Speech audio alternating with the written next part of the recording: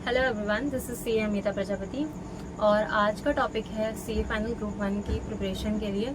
अब जैसे कि आप लोगों के पास 1 मंथ 5 डेज बचे हैं। अगर आपके पास सिर्फ एक ही ग्रुप पेंडिंग है फाइनल का या फिर इंटर का, तो आप प्रिपेयर कर सकते हो। इस वीडियो से आप रेफरेंस ले सकते हो क्योंकि मैंने कैसे प्रिपेयर किया था यहाँ पे मैं वो बताने वाली हूँ आपको। तो सबसे पहले तो मैं ये बताना चाहती हूँ कि मुझे लास्ट के 25 डेज की छुट्टियाँ अलॉट हुई थी, तो मैंने उसमें कैसे प्रिपेयर किया था और उससे पहले मैंने कितना सिलेबस कवर कर लिया था। तो अब वीडियो स्टार्ट करते हैं आगे। तो सबसे पहले मैंने SFM उठाया था बिफोर माई एग्ज़ाम लीव्स। तो उस में मैंने क्या क्या कंप्लीट कर लिया था। सबसे पहले उस समय न्यू सिलेबस में चेंज आया था, तो हमारा कैपिटल बजटिंग ऐड हुआ था। इसके अलावा और भी छोटे छोटे टॉपिक्स ऐड हुए थे, बट मैं वो नहीं कर पाई थी और थ्योरी को भी मैं नहीं कर पाई थी AFM में। तो सबसे पहले मैंने कैपिटल बजटिंग कर लिया था। उसको मैंने साथ के साथ प्रतीक जगाती सर की वीडियो डली हुई थी पूरी उनके चैनल पे, सॉरी उनके ऐप पे डली हुई थी। तो वहाँ से मैंने उनकी सारी वीडियोस देखी थी और सारे क्वेश्चंस वहाँ से कर लिए थे। और उसके बाद मैं उसको दोबारा तो रिवाइज नहीं कर पाई थी, हाँ, बट मैंने एक बार साथ साथ उसको रिवाइज कर लिया था। तो एक तो मेरा ये कैपिटल बजटिंग मैंने कर लिया था, म्यूचुअल फंड कर लिया था, बिजनेस वैल्यूएशन किया था, सिक्योरिटी वैल्यूएशन, पोर्टफोलियो, फॉरेक्स, ये मैंने कर लिए थे। फॉरेक्स का मैंने कुछ पार्ट किया था, फॉरेक्स का कुछ पार्ट पेंडिंग था फिर भी। तो IRM, IFM और डेरिवेटिव, फॉरेक्स का कुछ पार्ट और थ्योरी अभी ये पूरा बच रहा था। तो मैंने ये चीज़ें कवर कर ली थी क्योंकि मैंने आधा से ज़्यादा टाइम रोने धोने में वेस्ट कर दिया था। आई होप आप लोगों ने नहीं किया होगा, कि कर भी दिया तो कोई बात नहीं, अभी भी टाइम है काफ़ी सारा, ठीक है। उसके बाद फिर मैं अब स्टार्ट हो रहा है 25 डेज की जर्नी। तो उस 25 डेज को मैंने कैसे बांटा था, तो सबसे पहले मैंने थ्योरी और प्रैक्टिकल में बांटा था। तो थ्योरी जो थी वो मेरी डेली चलनी थी, तो मेरे को डेली उसको 3 आवर्स देना था, ये मेरा पूरा फिक्स था, ठीक है। उसके बाद पूरे डे का जो भी टाइम बच रहा है उसमें मेरे को प्रैक्टिकल करना था। तो मैंने जैसे कि कुछ डेज FR को दिए थे, SFM को दिए थे, फिर दोबारा से मैंने FR और SFM को दिए थे। तो इस तरीके से मैंने किया था। तो सबसे पहले मैंने उठाया था SFM क्योंकि किसी भी तरीके से मेरा FR जो लास्ट में जाना चाहिए, सबसे पहले एग्जाम मेरा FR का होगा। तो सबसे पहले मैंने उठाया था SFM। AFM अब मैं SFM में बोलूँगी बार बार क्योंकि मैंने जब पढ़ाई करी थी तब SFM था, तो आप तो उससे कंफ्यूज मत होना, ठीक है। तो सबसे पहले मैंने SFM उठाया था और मैं बताती हूँ SFM में मैंने सबसे पहले क्या क्या किया था। तो ये जो है फोटो मैं स्क्रीन पे लगा दूंगी। तो सबसे पहले मैंने उठाया था इसमें IRM और IFM, क्योंकि मैंने IRM और IFM नहीं करा था। तो सबसे पहले मैंने उसको उठाया ताकि वो एक फिर भी छोटे चैप्टर हैं बट स्कोरिंग भी हैं, आते हैं इसमें से क्वेश्चन, दोनों में से एक क्वेश्चन तो आता ही है 8 मार्क्स का, तो कभी कभी दोनों भी आ जाते हैं। तो ये 8 मार्क्स का हो गया। फिर पोर्टफोलियो में से भी 8 मार्क्स, कभी 16 मार्क्स, 20 मार्क्स का भी आ जाता है, ठीक है। फिर मैंने म्यूचुअल फंड करा क्योंकि म्यूचुअल फंड छोटा था। फिर मैंने उठाया फॉरेक्स। तो यहाँ तक क्या था कि थोड़ा सा मुझे कॉन्फिडेंस आ गया था, ठीक है। ये स्टार्टिंग के 5 डेज का है पूरा स्केड्यूल। फॉरेक्स उठाया, फिर मैंने डेरिवेटिव उठाया, डेरिवेटिव मैंने फटाफट करा उसको, फिर सिक्योरिटी वैल्यूएशन, उसके बाद बिजनेस वैल्यूएशन उठाया, फिर एडवांस कैपिटल बजटिंग उठाया। जो कैपिटल बजटिंग मैंने पहले कर लिया था तो उसको मैंने फटाफट रिवाइज करा। और सबको कैसे मैंने रिवाइज करा था, इसके लिए मैंने प्रतीक जगाती सर की वीडियोस को फॉलो किया था क्योंकि मैं उनको ही 2 अटेम्प्ट से फॉलो कर रही थी। तो मेरे लिए वो बहुत ज़्यादा ईजी हो गया था सारे क्वेश्चन को करना। और मैंने मार्किंग भी कर रखी थी पहले से ही, कौन कौन से स्टार मार्क्स वाले सारे क्वेश्चन थे उन सबको हार्ड से मैंने प्रैक्टिस करा था। इसके अलावा कुछ जो बहुत माइनर क्वेश्चंस थे या फिर जिसमें मेरे को बहुत ज़्यादा ध्यान देने की ज़रूरत नहीं है, तो उसको मैंने थॉरली देखा था। तो ये था मेरा फर्स्ट 5 डेज, मतलब 6 डेज तक लग गए थे। तो ये मेरा AFM का था। तो ये 6 डेज मेरा AFM में गए। उसके बाद के 10 डेज जो थे वो मेरे फिर दोबारा से मैंने FR स्टार्ट किया था। तो FR मैंने बिल्कुल अनटच था मेरा, वो पिछले अटेम्प्ट का टच किया हुआ था, तो मेरे को दोबारा से शुरू से सारा करना था। तो उसमें मैंने पूरी प्लानिंग करी थी। तो सबसे पहले मैंने बड़े बड़े इंडियाज उठाए थे, उनके साथ साथ छोटे छोटे इंडियाज चला रही थी। इसकी पिक्चर भी मैं लगा दूंगी यहाँ पे स्क्रीन पे। तो सबसे पहले मैंने उठाया था 109 उठाया था, फिर 115, ठीक है। और उसके साथ फिर छोटे छोटे इंडियाज, फिर 110, 103, ये सारे सिमिलर है। फिर 8, 10, फिर छोटे छोटे इंडियाज 17, 34, 105, 2, 20, 102, 33, 19, 12, 16, 23, 36, 38, 40, 37, 116, 108, 224, 21, 37, 101 AFS, 109, 115, उसके बाद 110, 103 और 41।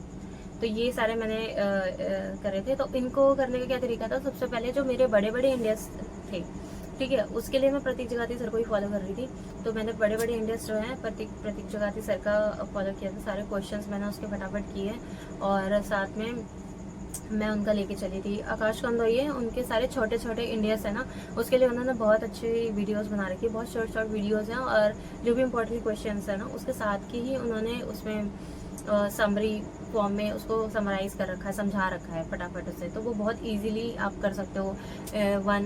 इंडिया 16 के लिए, 116 के लिए, 8 के लिए, 108 के लिए, बहुत सारे छोटे छोटे इंडिया से आप उसके लिए उनको फॉलो कर सकते हो। बहुत अच्छे से उन्होंने पढ़ाया है उसमें, ठीक है। तो मेरा ये था कि बड़े बड़े इंडियाज के साथ साथ में छोटे छोटे इंडियाज चला रही थी। उससे क्या होता था ना कि क्या होता है कि हम बड़े बड़े इंडियाज कर रहे होते हैं और करते करते ना बीच में हम बोर हो जाते हैं बहुत ज़्यादा, और क्या करते हैं कि छोड़ देते हैं, एकदम से पढ़ना छोड़ देते हैं और बहुत परेशान हो जाते हैं, इरिटेट हो जाते हैं, रोना धोना शुरू कर देते हैं और टाइम भी वेस्ट कर देते हैं। बट अगर वहाँ पे हम छोटे छोटे इंडियाज डाल देते हैं बीच में कि चल ठीक है एक बार बोर हो रहे हैं उससे, तो बीच में अगर छोटे इंडियाज डाला ना, एटलीस्ट वो इंडियाज कवर हो जाएगा। अगर आपको नहीं पता, मतलब पता ही होगा, सॉरी, छोटे छोटे इंडियाज कितने ज़्यादा स्कोरिंग आजकल इंडिया 16 में से कितने मार्क्स के क्वेश्चन आ जाते हैं। तो आपको मतलब कुछ भी छोड़ना नहीं है इसमें। तो मतलब मैंने ऑलमोस्ट 90% जो है FR कंप्लीट किया था, ठीक है।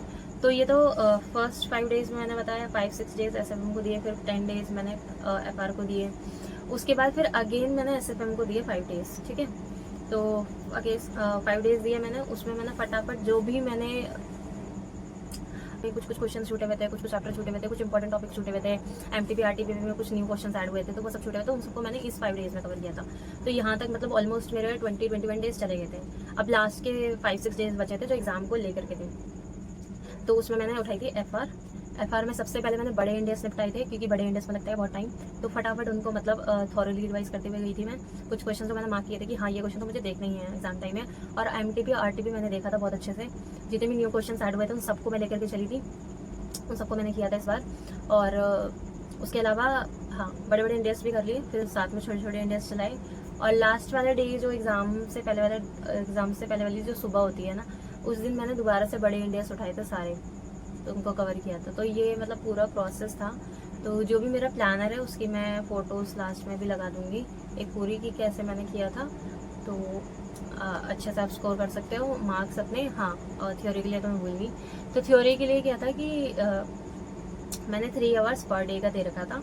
तो उसमें क्या था कि मुझसे ना ऑडिट अकेले नहीं हो रही थी, मैं बहुत टाइम से कर रही थी, और मतलब वही 40 की लाइन में, कभी 30 की लाइन में, यही मार्क्स मेरे चल रहे थे और टाइम भी कम बचा था। क्या होता है ना कि थ्योरी में आप होता है कि पढ़ते पढ़ते माइंड कहीं और चला जाता है। बट अगर आप किसी के साथ डिस्कस कर रहे हो ना, तो उसमें एक फ़ायदा होता है कि जब हम डिस्कस कर रहे होते हैं तो किसी को समझा रहे होते, तो हम किसी कुछ और सोच ही नहीं सकते उस बीच में, तो कुछ सोचने का समय नहीं मिलता था। तो डिस्कस कर रही थी मैं अपने फ्रेंड के साथ, तो रोज़ शाम को। और ऐसा कुछ नहीं होता है कि आप डिस्कस कर रहे हो तो आपके दिमाग में कुछ नहीं जाएगा, आपके दिमाग में सब कुछ जाता है। बस हाँ, एक चीज़ और करना जो मैंने करी थी वो हेल्पफुल थी, कि शाम को रात को जब हम डिस्कस कर रहे थे, पूरा एक ऐसे डिस्कस करा, तो अगले दिन खुद से उसको वापस से रिकॉल करना है, सारे पॉइंट्स को दोबारा से रीड आउट करना है, ठीक है। तो ये मैं करती थी। साथ के साथ लिखने का टाइम मेरे पास नहीं था उस टाइम पे। अगर आपके पास है तो प्लीज़ लिख करके प्रैक्टिस करना, हेल्पफुल होता है।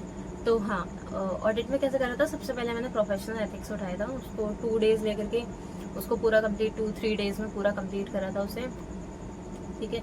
उसको कंप्लीट करा था। क्वेश्चंस मैं नहीं कर पाई थी, मेरे पास नहीं टाइम था इतना, बस मैं उसी को बार बार रिवाइज करती रहती थी, बार बार देखती रहती थी खुद से। मतलब उसमें जितने भी मैंने उनकी शुभम केशवानी सर की बुक को फॉलो किया था। तो उसमें उनकी जो कॉन्सेप्ट बुक है, तो कॉन्सेप्ट बुक में उन्होंने अच्छे से मतलब बहुत सारे पॉइंटर्स डाल रखे हैं कि कौन कौन से रिलेटेड क्वेश्चंस आ चुके हैं। तो वो पॉइंटर्स थे, तो साथ के साथ टॉपिक के साथ ही वो पॉइंटर्स डले हुए थे काफ़ी सारे, तो वहाँ पे वो हेल्प हो जाती थी।